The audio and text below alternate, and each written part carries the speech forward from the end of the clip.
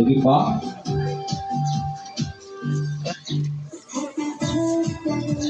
Happy birthday, Nanay Christine! So, hindi po dito matatapos yung pag-glowing ng candles. So, may ihanda daw po yung mga apo ba? May ihanda yung mga apo niya para sa yung cake. So, may bubunutin ka dyan, ha? Ayan.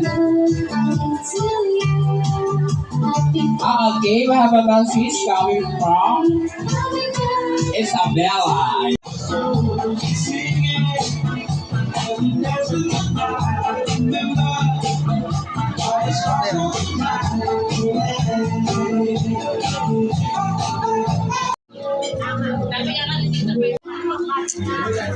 Ba? Ba, kumakain na? Kaway ka na.